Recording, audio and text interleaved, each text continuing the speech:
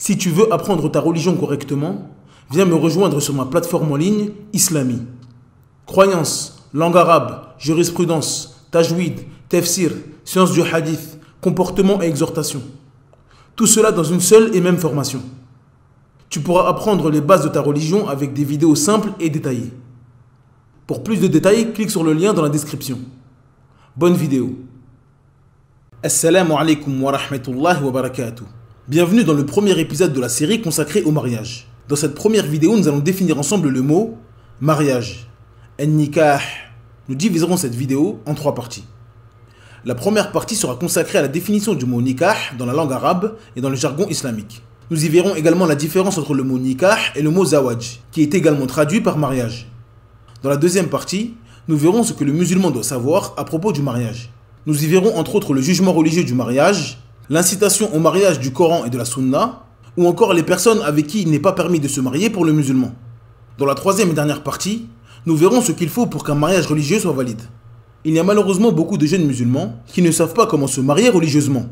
Nous verrons donc ensemble les 4 éléments indispensables pour qu'un mariage soit valide en islam. Sans perdre plus de temps, on passe à l'explication. Bismillahirrahmanirrahim. Alhamdulillahi rabbil alamin. Wassalatu wassalamu ala ashrafil anbiya wal mursalin. Nabiyyina Muhammadin wa ala alihi wa sahbihi ajma'in. Amma ba'd. La définition du mot nikah dans la langue arabe. L'origine du mot nikah vient des 3 lettres Nun, Kaf, Ha, qui forment le verbe nakaha, qui possède 2 sens. Le premier sens signifie l'union et l'assemblage. Quant au deuxième, il signifie s'entremêler et pénétrer. Le mot nikah, quant à lui, signifie mariage, c'est-à-dire une union entre un homme et une femme. La définition dans le jargon islamique. Dans le jargon islamique, le nikah est un contrat entre les 2 époux qui rend licite le rapport sexuel. Les savants ont divergé sur le sens du verbe nakaha dans le texte. Certains ont dit qu'il signifie le contrat de mariage, tandis que d'autres ont dit qu'il signifiait le rapport sexuel. Cependant, l'avis qui semble le plus juste, et Allah Azza wa Jal est le plus savant, est que ce verbe signifie parfois le contrat de mariage et parfois le rapport sexuel. Cela en fonction du contexte de la phrase. Allah Azza wa Jal dit فَانْكِحُوا مَا طَابَ لَكُم مِّنَ النِّسَاءِ مَثْنَى وَثُلَاثَ وَرُبَاعَ. Dans la sourate 4 au verset 3, d'après la traduction approximative, Allah Azza wa Jal dit: il est permis d'épouser 2, 3 ou 4 parmi les femmes qui vous plaisent. Le contexte de ce verset nous montre clairement que le verbe nakaha signifie ici le contrat de mariage. Allah Azza wa Jal nous informe qu'il est permis pour l'homme de contracter un mariage avec 2, 3 ou 4 femmes en même temps. Allah Azza wa Jal dit: فَإِن طَلَّقَهَا فَلَا تَحِلُّ لَهُ مِن بَعْدُ حَتَّى تَنكِحَ زَوْجًا غَيْرَهُ. Dans la sourate 2 au verset 230, d'après la traduction approximative, Allah Azza wa Jal dit: s'il divorce avec elle pour la 3e fois, alors elle ne lui sera plus licite tant qu'elle n'aura pas épousé un autre. Ce noble verset concerne l'homme qui divorce sa femme 3 fois. S'il fait cela, il n'est plus permis pour lui de se remarier avec elle, sauf si elle se remarie avec un autre homme et consomme le mariage. Nous voyons donc que le contexte du verset nous indique que le verbe nakaha signifie ici rapport sexuel et pas uniquement le contrat de mariage. La différence entre le mot nikah et le mot zawaj. L'origine du mot zawaj vient des 3 lettres zay, waw, jim, qui forment le verbe zawaja, qui signifie un couple ou le rapprochement entre 2 choses. C'est pour cela que dans certains dialectes arabes, on utilise le mot zouj pour signifier le chiffre 2. Le mot nikah et le mot zawaj peuvent être tous les 2 traduits par mariage. Cependant, le mot nikah est plus général que le mot zawaj. Le mot zawaj est employé une fois que le contrat de mariage est effectué, le mariage consommé et que les époux vivent ensemble. Tandis que le mot nikah est plus vaste que cela. Il concerne également celui qui a la volonté de se marier, celui qui cherche quelqu'un pour se marier, celui qui effectue un contrat de mariage ou qui consomme le mariage. Bien évidemment, il y a des savants qui ne font aucune distinction entre ces 2 termes. Ce qu'il faut savoir à propos du mariage. Le jugement religieux du mariage. Le mariage est une chose légiférée en islam, et cela par consensus des savants. Il s'agit d'un acte en conformité avec la saine nature et naturel pour l'être humain. Cependant, le jugement religieux du mariage varie d'une personne à une autre. Comme nous l'avons dit dans la vidéo sur les sentences de la législation, le lien est dans la barre de description, l'islam connaît 5 jugements religieux.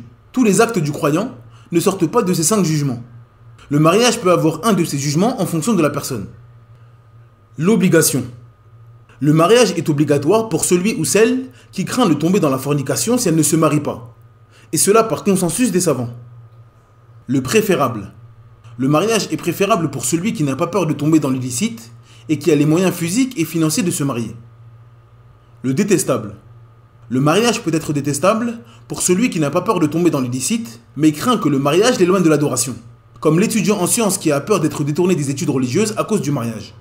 Le haram. Le mariage d'une personne peut être haram pour plusieurs raisons. Parmi elles, lorsqu'il y a tromperie envers l'un des deux époux. Exemple, celui ou celle qui cache une chose qu'il est obligatoire de divulguer avant de se marier, comme la stérilité ou une maladie grave. Le mariage est également haram pour celui ou celle qui sait qu'il ne pourra pas donner ses droits à son mari ou à sa femme. L'incitation au mariage. L'islam incite les croyants et les croyantes à se marier. L'incitation au mariage se fait de plusieurs façons dans les textes. Il y a l'énumération des bienfaits du mariage, les mérites d'avoir des enfants, ou encore les immenses récompenses d'être un bon époux ou une bonne épouse. L'incitation au mariage dans le Coran. Allah Azza wa Jal dit وَمِنْ آيَاتِهِ أَنْ خَلَقَ لَكُم مِّنْ أَنفُسِكُمْ أَزْوَاجًا لِتَسْكُنُوا إِلَيْهَا وَجَعَلَ بَيْنَكُم مَّوَدَّةً وَرَحْمَةً إِنَّ فِي ذَلِكَ لَآيَاتٍ لِقَوْمٍ يَتَفَكَّرُونَ. Dans la sourate 30 au verset 21, d'après la traduction approximative, Allah Azza wa Jal dit « Et parmi ces signes, il a créé de vous, pour vous, des épouses pour que vous viviez en tranquillité avec elles, et il a mis entre vous de l'affection et de la bonté. Il y a en cela des preuves pour des gens qui réfléchissent. » L'imam Sa'di rahimahullah a dit à propos de ce verset « Il y a dans l'épouse plaisir, délices et bienfaits, comme avoir des enfants et les élever, ou encore vivre avec elle. On ne trouve pas dans la majorité des cas autant d'amour et de miséricorde que dans un couple. » Fin de citation. Allah Azza wa Jal dit أُحِلَّ لَكُمْ لَيْلَةَ الصِّيَامِ الرَّفَثُ إِلَى نِسَائِكُمْ هُنَّ لِبَاسٌ لَكُمْ وَأَنْتُمْ لِبَاسٌ لَهُنَّ.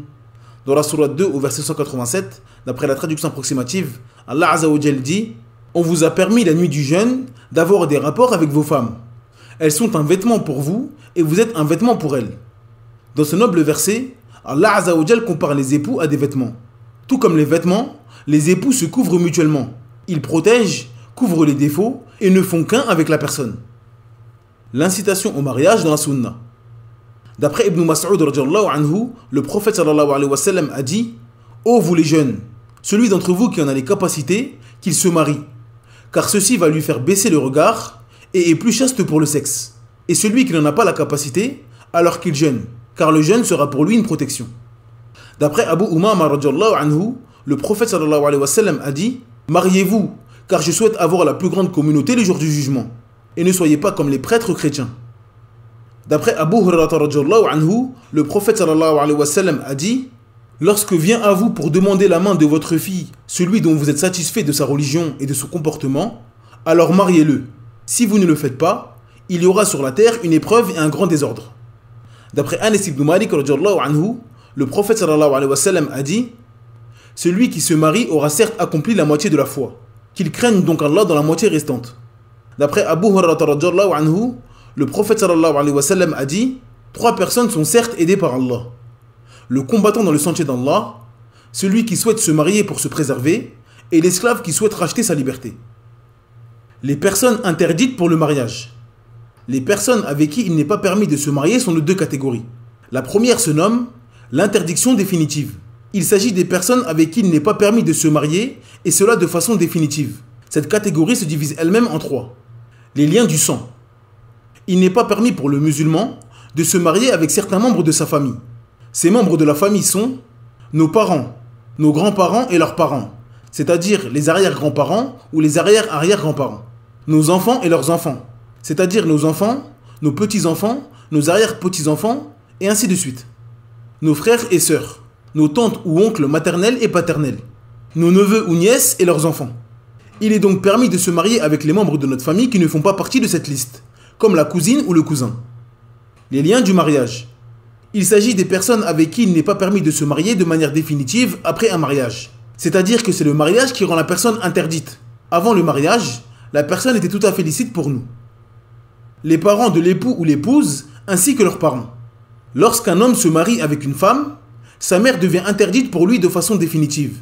Et cela même s'il divorce sa femme. C'est-à-dire que sa belle-mère lui sera interdite au mariage de manière définitive comme sa mère ou sa sœur. Il en est de même pour la femme qui se marie avec un homme. Son beau-père lui est interdit de façon définitive comme son père ou son frère. A noter que cette interdiction intervient tout de suite après que le contrat de mariage soit acté. Si un couple divorce avant même d'avoir consommé le mariage, le beau-père de la femme et la belle-mère du mari sont interdits pour le mariage de façon définitive. Les enfants de l'époux ou l'épouse. Si une femme ou un homme a des enfants avant de se marier, ils deviendront illicites pour le futur époux ou épouse.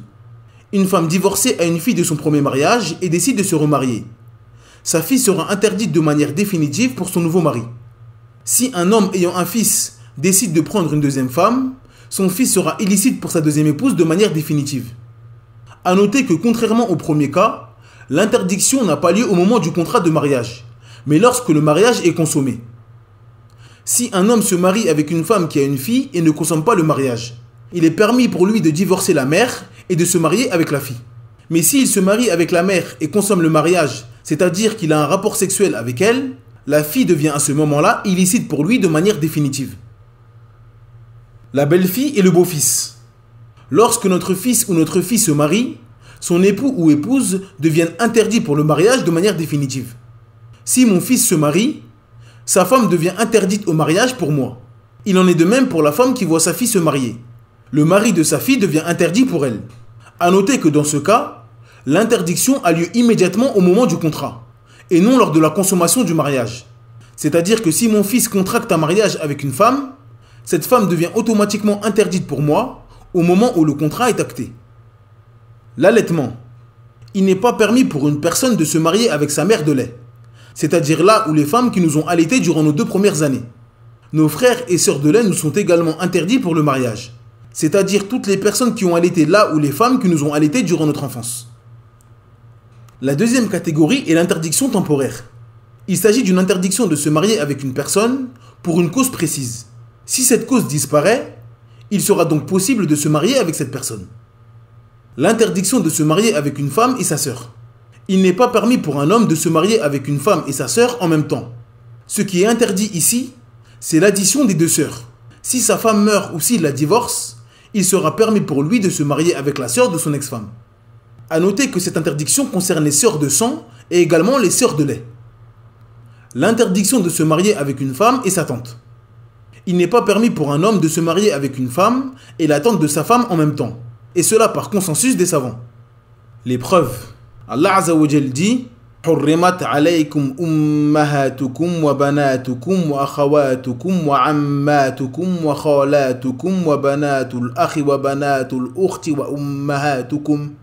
وأمهاتكم اللاتي أرضعنكم وأخواتكم من الرضاعة وأمهات نسائكم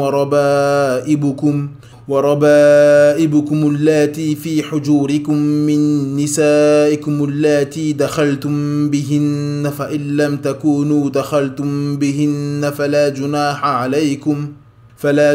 عليكم وحلائل أبنائكم الذين من أصلابكم وأن تجمعوا بين الأختين إلا ما قد سلف إن الله كان غفورا رحيما.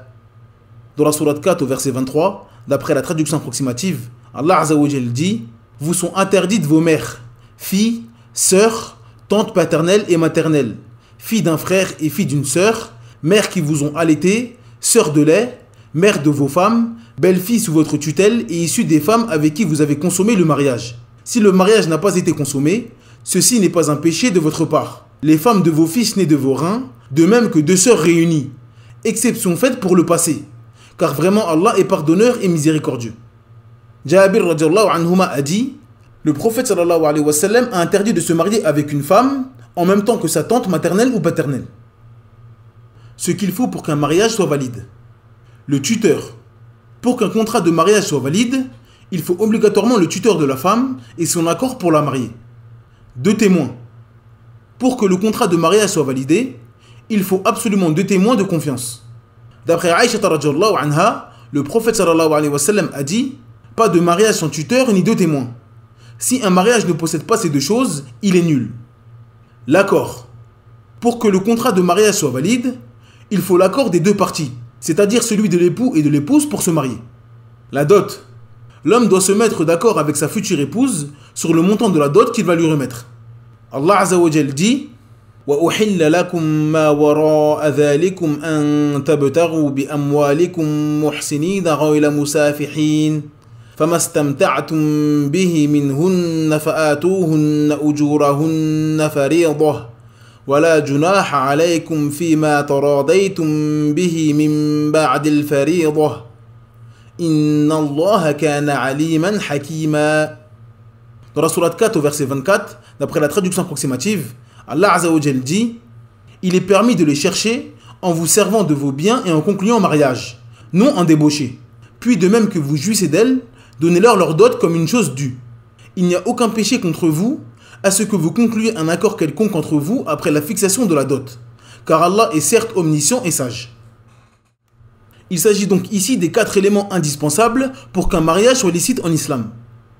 Tous ces points très importants feront l'objet de vidéos sur la chaîne, Inch'Allah. Pour ne surtout pas les manquer, je vous invite à vous abonner à la chaîne et à activer la cloche de notification. Cette vidéo est maintenant terminée. Merci de l'avoir suivie jusqu'à la fin. N'hésitez pas à télécharger le PDF de cette explication. Le lien est dans la barre de description. En attendant, je vous dis Assalamu alaikum wa rahmatullahi wa barakatuh. Subhanakallahumma bihamdik. Ashhadu an la ilaha illa ant. Astaghfiruka wa atubu ilayk.